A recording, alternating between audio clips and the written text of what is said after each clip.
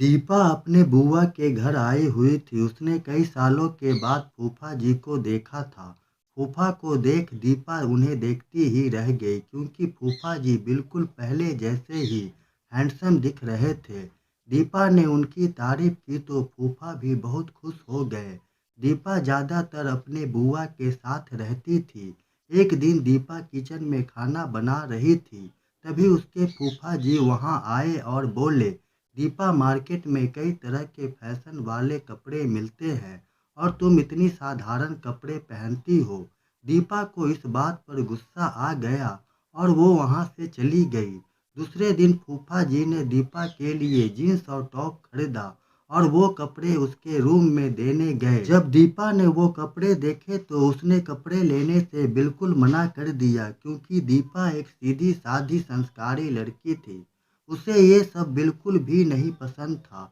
लेकिन यह क्या, दीपा के फूफा जी ने दोपहर को फिल्म की 2 टिकट लेकर आए और दीपा से कहा, चलो फिल्म देखने, बहुत ही अच्छी मूवी लगी है। तब दीपा को डर लगने लगा था। उसने अपने फूफा से साफ मना कर दिया, पर दीपा की बुआ दीपा से नाराज हो गई और कहा, चली जाओ बेटा, तुम्हारे फूफा जी ने इतने प्यार से टिकट खरीदी है, वो भी सिर्फ तुम्हारे लिए। आज तक इन्होंने मुझे एक बार भी नहीं कहा होगा कि चलो कहीं घूमने चलते हैं।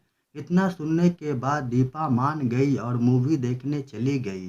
पर दीपा ने गौर किया कि फूफा जी मूवी से ज्यादा तो उसे ही घूर घूर के देख रहे थे।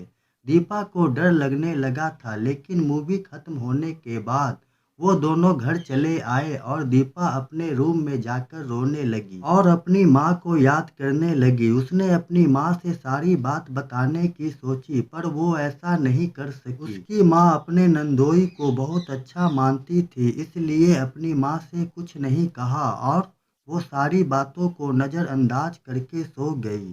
पर आज तो हद ही हो गई थी। दीपा की बुआ बाजार गई हुई थी। दीपा घर में अकेली थी और वह अपने कमरे में बैठी मोबाइल चला रही थी। तभी एकदम अचानक से उसके फूफा जी कमरे में आए और उसके बगल में बैठ गए। दीपा बिल्कुल ही घबरा गई और फूफा को देखने लगी। फूफा जी ने कहा, दीपा, तुम ही मेरी आखिरी उम्मीद हो।